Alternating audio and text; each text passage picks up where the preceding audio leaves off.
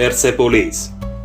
եղել է Աքեմենյան կայսրության մայրաքաղաքը մոտավորապես Քրիստոսից առաջ 550-ից 330 թվականներին։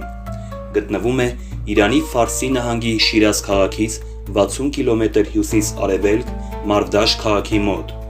Պերսեպոլիսի վաղ շրջանի ավերակները թվագրվում են Քրիստոսից առաջ 515 թվականին։ Նրանում արտացոլված է Աքեմենյան ճարտարապետության ոճը։ Քաղաքում պահպանվել են պալատական համալիրի մնացորդները, կրոնական շենքերը եւ այլն։ Այժմ Պերսեպոլիսի հսկայական պալատի ավերակների մակերեսը կազմում է մոտավորապես 135,000 քառակուսի մետր։ 1979 թվականից ներառված է ՅՈՒՆԵՍԿՕ-ի համաշխարհային ժառանգության օբյեկտների ցանկում։ Պերսեպոլիսի պալատի համակառույցի գլխավոր մասն են կազմում ընդունելությունների երկու շքեղ դահլիճները, այսպես կոչված մեծ ապադանան, սանդուղքի կողերին հպատակ ժողովուրդներին պատկերող քանդակներով եւ 100 սյուների դահլիճը։ Դրանց պատերը եղել են չթրծված աղյուսից, ծածկը փայտից, ցուլի պատկերներով խոյակներով սյուները քարից։ Մեր թվարկությունից առաջ 330 թվականին Ալեքսանդր Մակեդոնացին գրավել է Պերսեպոլիսը եւ այրել։ Պալատից արևմուտք բուն քաղաքի մնացորդներն են։ Պերսեպոլիսում եւ շրջակայքում պահպանվել են տարբեր դարաշրջանների բազմաթիվ հուշարձաններ, դամբարաններ, սասանյան բարձրաքանդակներ, զոհասեղաններ, կրակի տաճար եւ սրբարաններ, մեր թվարկությունից առաջ 5-րդ հազարամյակի բնակավայրի մնացորդներ։ Պերսեպոլիս անվանումն առաջացել է հունարեն Պերսեպոլիս բառից, որն իրենից ներկայացնում է Պերսես եւ Պոլիս բառերի միացությունը, ինչը նշանակում է պարսկական քաղաք կամ պարսիկների քաղաք։ Հնում քաղաքը նաեւ հայտնի է եղել պարս անվամբ, որը եւս նշանակում է Պարսկաստան։ Պերսեպոլիսին կից հոսում է Փուլվար գետը, որն էլ թափվում է Կոր գետը։ Ինչպես նշեցի, տեղանքն ընդգրկում է մոտ 135,000 քառակուսի մետր մակերեսով տարածք, մասամբ արհեստականորեն կառուցված, մասամբ լեռանից զատված, որի արևելյան կողմը հենվում է Ռախմետ լեռան վրա։ Մյուս երեք կողմերը ձևավորվում են պաշտպանական պարիսպներով։ Արևմտյան կողմում 5-ից 13 մետրից բարձրանում էր երկակի աստիճան։ Այնտեղից սահուն բարձրանում է դեպի վեր։ Որպեսզի ստեղծվեր հարթակի մակարդակը, ցածրավայրերը լցվել են հողով եւ ծանր քարերով, որոնք միացվում էին մետաղական կցորդներով։ Հնագիտական ապացույցները վկայում են, որ Պերսեպոլիսի վաղ մնացորդները թվագրվում են Քրիստոսից առաջ 515 թվականին։ Ֆրանսիացի հնագետ Անդրե Գոդարդը, որը պեղումներ է իրականացրել Պերսեպոլիսում 1930-ական թվականների սկզբին, ենթադրում էր, որ քաղաքի տեղանքն ընտրել է Կյուրոս մեծ արքան, իսկ հարթակն ու պալատները կառուցել է Դարեհ առաջինը։ Սակայն, դատելով արձանագրություններից, Պերսեպոլիսի կառույցների շինարարությունները սկսվել են Դարեհ առաջինի օրոք, եւ հավանաբար այս ժամանակ է Պերսեպոլիսը դարձել նոր արքայական տան մայրաքաղաք։ Սակայն որպես կայսրության կառավարիչների նստավայր, այս հեռավոր տեղանքն այնքան էլ հարմարավետ չի եղել։ Երկրի իրական մայրաքաղաքներն էին Շոշը, Բաբելոնն ու Եկբատանը։ Սա է փաստում նաև այն, որ մինչև Ալեքսանդր Մակեդոնացու գրավումը հույները եւս ծանոթ չեն եղել այս քաղաքին։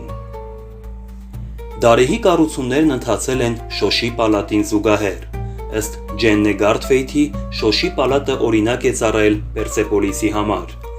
Դարեհը կարգադրել է կառուցել ապադանան եւ երակի դարպասները, ինչպես նաև արքայական գանձարանն ու նրա շրջակայքը։ Դրանց շինարարությունն ավարտվել է նրա որդու Քսերքսես առաջինի օրոք։ Հարթակի հետագա կառույցները շարունակվել են մինչև Արիաց տերության անկումը։ Ըստ Բրիտանիկա հանրագիտարանի, հույն պատմիչ Կտեսիաս Կնիդացին նշում է, որ Դարեհի գերեզմանը մի ժայռի մեջ էր, որտեղ կարելի էր հասնել պարանների միջոցով։ Պերսեպոլիսում օգտագործված հիմնական շինանյութը մոխրագույն կրաքարն էր։ Այն բանից հետո, երբ բնական քարաժայռը հարթեցվեց եւ խոռոչները լցվեցին հողով եւ քարերով, ստեղծվեց հարթակը։ Ժայռի միջով բազմաթիվ թունելներ փորվեցին կոյուղու համար։ Լեռան ստորոտին եւս փորվեց ջրի պահուստի համար։ Հարթակի անհավանական նախագիծը, ինչպես նաև հիմքը կարծես ամրոց լիներ, որի անկյունային պատերը հնարավորություն էին տալիս պաշտպաններին թիրախավորվել արտաքին ճակատի ցանկացած հատվածում։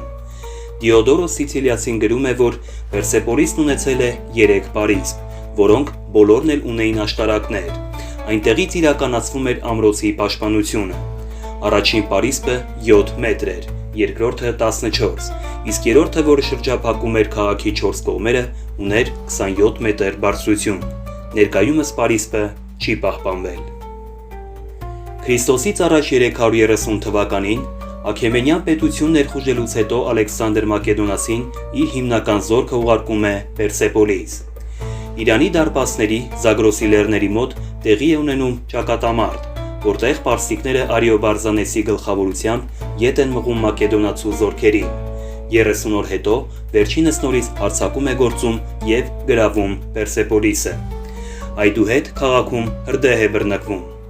Գիտնականները ենթադրում են, որ պատմական աղբյուրներում նկարագրված այս իրադարձությունը տեղի է ունեցել այն ավերակների վրա, որոնք այժմ վերագրվում են որպես Պերսեպոլիս։ Ստոլզեի ուսումնասիրություններից պարզվում է, որ դրանցից առնվազն մեկը Քսերքսես առաջինի կողմից կառուցված ամրոցը ակնհայտորեն ոչնչացվել է կրակից։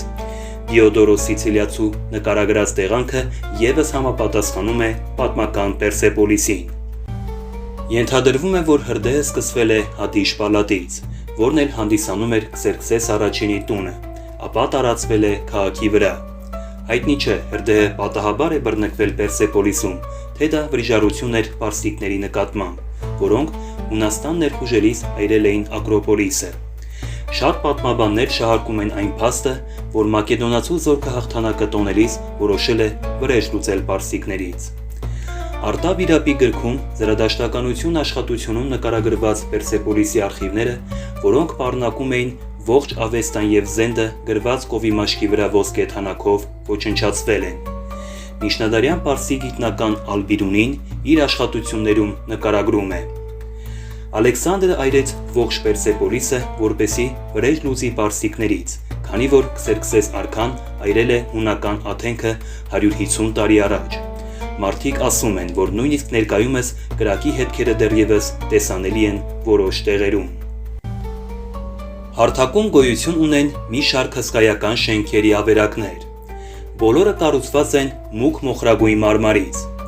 Սյուներից 15-ը կանգուն են, եւս 3 սյուն կանգնեցվել են 1970 թվականից։ Շենքերի մի մասը երբեք չի ավարտվել։ Պետրո դե լա Վալեի ժամանակից ի վեր վիճելի է, թե այս ավերակները ներկայացնում են Պերսեպոլիսը, որը գրավել եւ մասնակիորեն ավերել է Ալեքսանդր Մակեդոնացին։ Պերսեպոլիսի հետևում, հովտի ժայռում կան 3 գերեզմաններ։ Ճակատամասերը, որոնցից մեկը թերի է, հարուստ կերպով զարդարված են ռելիեֆներով։ Փուլվար գետի հակառակ կողմում, հովտից զգալի բարձրության վրա, ուղղահայաց պատի մեջ կան եւս 4 նմանատիպ գերեզմանատներ։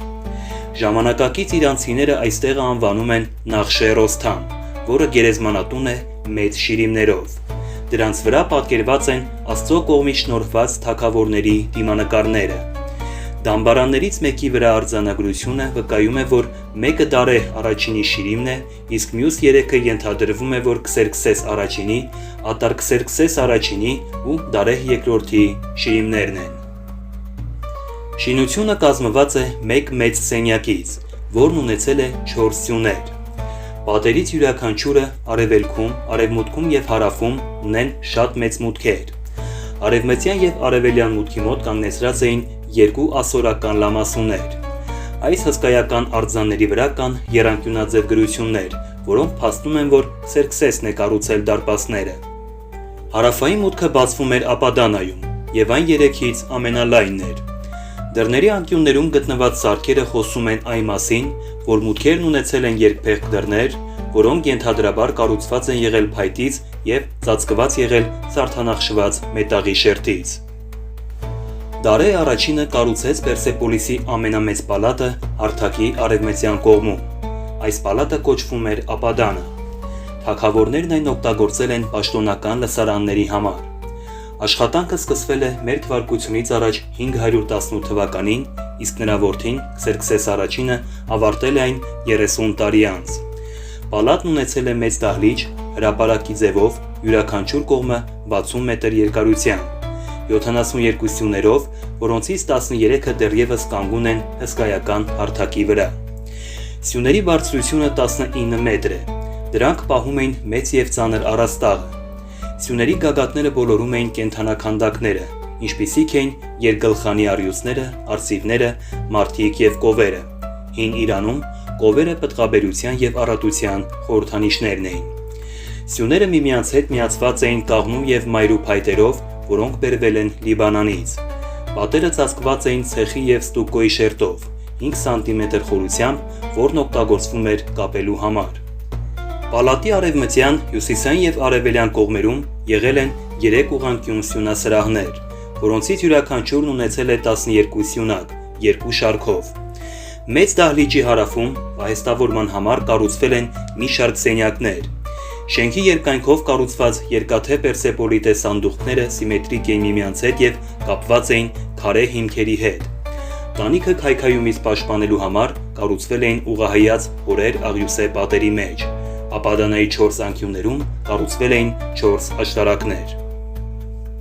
Պատերը սալիկապատված էին և զարդարված առյուծների, ցուլերի և ծաղիկների պատկերներով։ Դարեհը պատվիրել է իր անունը և կայսրության մանրամասները գրել ոսկե և արծաթե թիթեղների վրա, որոնք դրվել են պալատի 4 անկյունների տակ տեղադրված քարե տուփերում։ Ապադանայի հյուսիսային և արևելյան կողմերում կառուցվել են 2 պերսեպոլիտական ոճով սիմետրիկ սանդուղքներ տարբեր հարթությունների համար։ Կառույցի կողքին կանգնած էին ևս 2 աստիճան։ Հյուսիսային սանդուղքը ավարտվել է Դարեհ I-ի թագավորության ժամանակ, իսկ մյուս սանդուղքը շատ ավելի ուշ։ Պերսեպոլիսի գահական դահլիճը հայտնի է նաև որպես 100 սյուների դահլիճ։ Հսկայական գահական դահլիճը, որը կազմված է գահական սենյակից, կառուցվել է մ.թ.ա. 5-րդ դարում և պալատի տեսարժանվայրերից մեկն է։ Դրա 100 սյուները պատրաստված են եղել փայտից և փլուզվել են, սակայն դրանց քարե հիմքերը պահպանվել են ամբողջությամբ։ Դահլիճի մուտքը զարդարում են գեղեցիկ բարձրաքանդակներով տեսարաններ, որտեղ պատկերված են դիցաբանական կենդանիներ և տեսարաններ Քսերքսես I-ի ճակատամարտից։ Գահական դահլիճը եղել է պետական ընդունելությունների սենյակ և համալիրի համար առանձնահատուկ կարևորություն ունեցող կենտրոն է եղել։ Այն նախագծվել էր ոչ միայն որպես նստավայր, այլ նաև արքայական տոների համար հատկացված սենյակ։ Պերսեպոլիսից մի քանի սալաքարեր պահվում են Անգլիայի Քեմբրիջի Ֆիցվիլյամի թանգարանում։ Մետրոպոլիտեն թանգարանում է պահվում նաև մի շարք հնագիտական պեղումներ։